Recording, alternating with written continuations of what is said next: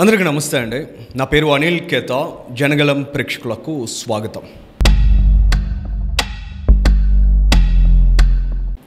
నిన్న పులివెందుల ఒంటిమిట్టలో జరిగిన జడ్పీటీసీ ఎన్నికలు జరిగిన సరళి. గడిచిన కొన్ని దశాబ్దాలుగా పులివెందుల లాంటి ఆధిపత్యం, అహంకారం కలిగినటువంటి ఒక ప్రాంతంలో అక్కడి ప్రజలు తమ ప్రజాస్వామ్య హక్కుని వినియోగించుకోలేకపోయారు. నిన్న అనేక ఘర్షణపూరిత వాతావరణం మధ్య అక్కడ ఎన్నికలు అయితే జరిగాయి. ప్రజాస్వామ్యయుతంగా వచ్చి ప్రజలు తమ ఓటు హక్కును వినియోగించుకున్నారు. దీని మీద జగన్మోహన్ రెడ్డి గారి వాళ్ళు ఒక ప్రెస్ మీట్ పెట్టారు. ఆ ప్రెస్ మీట్లో ఆయన అనేక విమర్శలను చేశారు. ప్రజాస్వామ్యానికి ప్రస్తుత కూటమి ప్రభుత్వం పాత్ర వేసిందని, ప్రజాస్వామ్యాన్ని ఖూనీ చేసిందంటూ అనేక ఆరోపణలు కూడా ఆయన చేశారు. కానీ కొన్ని దశాబ్దాలుగా అక్కడి ప్రజలు ఎందుకు జడ్పీటీసీ ఎన్నికల్లో తమ ఓటు హక్కును వినియోగించుకోలేకపోయారు, ఎందుకని ఆధిపత్యం, అహంకారం మాత్రమే అక్కడ రాజ్యమేలింది అనే అంశానికి మాత్రం ఆయన సమాధానం చెప్పే ప్రయత్నం చేయలేదు. అసలు జగన్మోహన్ రెడ్డి గారి ప్రెస్ మీట్లో విషయం ఏముంది, ఆయన ఏ అంశాలని స్పృశించారు, ఆయన ముఖ్యంగా ఏం మాట్లాడదాం అనుకున్నారనే విషయాలను మనం ఒకసారి అర్థం చేసుకోవడానికి ముందు జగన్మోహన్ రెడ్డి గారు ఖచ్చితంగా తన ఓటమి తప్పదనే విషయాన్ని అంగీకరించారు. ఇవాళ పులివెందుల కోటలు కూలాయి, ఇవాళ పులివెందుల గోడలు బేటలు వారుతున్నాయి. జగన్మోహన్ రెడ్డి గారి వాళ్ళ ప్రెస్ మీట్లో ఆ విషయాన్ని అంగీకరించారు. ఇప్పటి వరకు తనకు తిరుగులేని ఆధిపత్యం కలిగిన ప్రదేశంగా పులివెందులను భావించారు. కానీ ప్రస్తుతం ఓటరు నాడిని తెలుసుకున్న తర్వాత జగన్మోహన్ రెడ్డి గారు ఓటమి తప్పదనే విషయాన్ని అంగీకరించే దిశగా అడుగులు వేశారనిపించింది. ఇవాళ ప్రెస్ మీట్లో ఆయన మాట్లాడిన విషయం ఏంటంటే, రాష్ట్ర చరిత్రలో ఎప్పుడూ జరగలేదట ఈ తరహా ఎన్నికలు, ప్రజాస్వామ్యానికి పాత్ర వేశారట. ఈ ఎన్నికల్ని రద్దు చేసి మళ్ళీ అక్కడ రీపోలింగ్ నిర్వహించాలనేదే జగన్మోహన్ రెడ్డి గారి డిమాండ్. జగన్మోహన్ రెడ్డి గారు అధికారంలో ఉన్నప్పుడు పంచాయతీ ఎన్నికలు జరిగాయి. 82% మేర పంచాయతీలన్నీ ఆ రోజు వైఎస్ఆర్ కాంగ్రెస్ పార్టీ కైవసం చేసుకుంది. 12,000 పైచీలకు పంచాయతీల్లో ఎన్నికలు జరిగితే 2,000కు పైగా పంచాయతీల్లో ఏకగ్రీవాలు చేశారు. ఆ రోజు జరిగినటువంటి పరిస్థితులను ఒక్కసారి మనం గమనించినట్లయితే కనీసం నామినేషన్ వేయడానికి కూడా ఆస్కారం లేకుండా దౌర్జన్యాన్ని చేశారు. జగన్మోహన్ రెడ్డి గారు ఆ రోజు ఇలాంటి ఇన్సిడెంట్స్ మీద ఎక్కడా కూడా స్పందించిన దాఖలాలు లేవు. కేవలం అధికారం ఉంది అనేటువంటి దర్పంతో ఆయన ఆ విధంగా వ్యవహరించారు. ఇవాళ జగన్మోహన్ రెడ్డి గారు వచ్చి చెబుతున్నటువంటి నీతులు ఏంటంటే, ఈ గ్రామంలో ఉన్నవారు పక్క గ్రామాలకు వెళ్ళి ఓటు వేయడం ఏంటి, ఆ పక్క గ్రామంలో ఉన్నవారు ఈ గ్రామంలోకి వచ్చి ఓటు వేయడం ఏంటి, ఇదంతా చాలా దారుణం, అన్యాయమని ఆయన చెబుతున్నారు. మరి మీ వైఎస్ఆర్ కాంగ్రెస్ పార్టీకి అంటకాగుతూ మీ వైఎస్ఆర్ కాంగ్రెస్ పార్టీకి కొమ్ము కాసే జర్నలిస్ట్ సాయి ఎవరైతే ఉన్నారో ఆయన నిన్న మొన్న ఒక వీడియో చేశారు.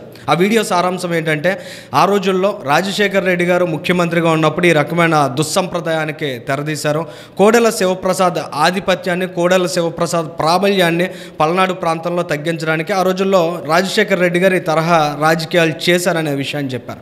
మరి ఆ రోజుల్లో రాజశేఖర్ రెడ్డి గారు చేసింది ఒప్పు అయితే, ఇవాళ ప్రస్తుతం ఎన్నికల కమిషన్ ఆధ్వర్యంలో జరిగినటువంటి ఈ పొరపాటు ఏ రకంగా తప్పు అవుతుందనే విషయాన్ని జగన్మోహన్ రెడ్డి గారు ఆలోచించాలి.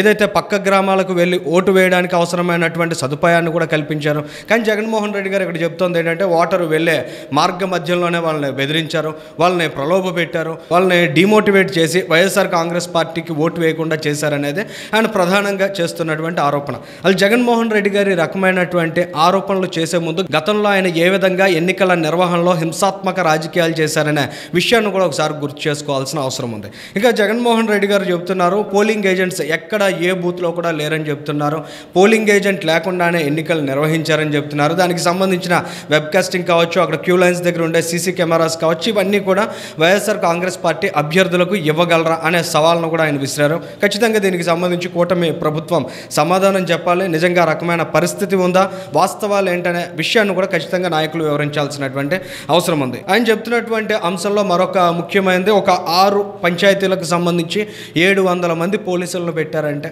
మరి మీలాంటి హింసాత్మక రాజకీయ నేపథ్యం కలిగిన వారు ఆ ప్రాంతంలో జరుగుతున్నటువంటి ఎలక్షన్, దశాబ్దాల తర్వాత ప్రజాస్వామ్యయుతంగా జరుగుతున్నటువంటి ఎన్నిక, ఏకగ్రీవాల బాట పట్టినటువంటి ప్రక్రియని వాళ్ళ ప్రజాస్వామ్యయుతంగా మార్చే దిశగా ఆలోచన చేస్తున్నారు. మరి మీరు చేసేటువంటి హింసాత్మక దాడులు ఏ విధంగా ఉంటాయో తెలుసు కాబట్టి ఖచ్చితంగా దానికి అనుగుణంగా పోలీసు శాఖ చర్యలు చేపడుతుంది. అందులో భాగంగా భారీగా పోలీసులను మోహరించారు. ఇటు టీడీపీ నేతలను, అటు వైసీపీ నేతలను కూడా ఎక్కడికక్కడ కట్టడి చేసే ప్రయత్నం చేశారు. కానీ జగన్మోహన్ జగన్మోహన్ రెడ్డి గారు కొన్ని వందల మంది, ప్రతి పోలింగ్ బూత్ దగ్గర కూడా కొన్ని వందల మంది టీడీపీ నాయకులు ఇతర గ్రామాల నుంచి, ఇతర నియోజకవర్గాల నుంచి వచ్చిన వారంతా కూడా మోహరించి ఉన్నారంట. వారందరూ కూడా భయభ్రాంతులకు గురి చేసి ఓటర్ స్లిప్పులను కూడా లాగేసుకుని తామే ఓట్లు వేసేశారట. ఇది జగన్మోహన్ రెడ్డి గారు చేస్తున్నటువంటి ఆరోపణ. కొంతమంది పెయిడ్ ఆర్టిస్టులుగా చెప్పబడే వాళ్ళను కూడా తీసుకొచ్చి కొన్ని బైట్స్ ఇప్పించే ప్రయత్నం చేశారు. అందులో చాలా స్పష్టంగా అర్థమవుతుంది వారు చెప్తున్నటువంటి అంశాలన్నీ కూడా వాస్తవ దూరం, వారు పూర్తిగా అబద్ధాలు చెబుతున్నారనేది. ఈ బైట్స్ ఎవరు విన్నా కూడా వాళ్ళకు వాళ్ళు విశ్లేషించుకోగలరు వీటిల్లో వాస్తవం ఎంత ఉందనేది. అయితే వాళ్ళ జగన్మోహన్ రెడ్డి గారు ప్రజాస్వామ్యాన్ని గౌరవించే దిశగా అడుగులు వేయాలి. కళ్ళు మూసుకుంటే 3 ఏళ్ళు గడిచిపోతాయి, ఆ తర్వాత ఎన్నికలు వచ్చేస్తాయి, తర్వాత ఏదో గొడ్డలు వేటు వేసి మళ్ళీ తిరిగి అధికారంలోకి మనమే వచ్చేస్తాం అనే భరోసానిచ్చే ప్రయత్నం ఆయన చేస్తున్నారు.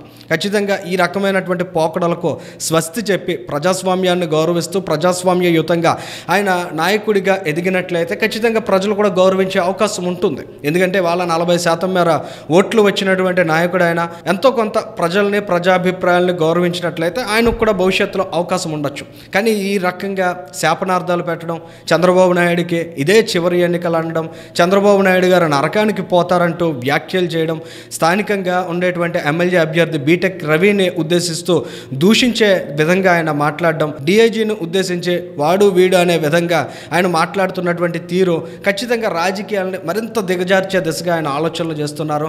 రాజకీయ సంప్రదాయాలను మరింత తప్పుదోవ పట్టించే దిశగా ఒక పార్టీ అధినేత ప్రయత్నిస్తున్నారు అనేది మాత్రం చాలా శోచనీయమైన విషయంగా కనిపిస్తోంది. ఏదేమైనా ఇవాల్టి జగన్మోహన్ రెడ్డి గారి ప్రెస్ మీట్లో వాస్తవాలను అర్థం చేసుకుని రానున్న రోజుల్లో ఏ విధంగా రాజకీయ విధానాలను అవలంబించాలనే విశ్లేషణ కంటే పూర్తి స్థాయిలో శాపనార్థాలు పెట్టడం, అధికార పార్టీ మీద దాడి చేయడం ద్వారా తన ఓటమిని కప్పిపుచ్చుకునే ప్రయత్నాన్ని అయితే జగన్ రెడ్డి గారు చేశారనే విషయం చాలా స్పష్టంగా అర్థమవుతోంది. Thank you.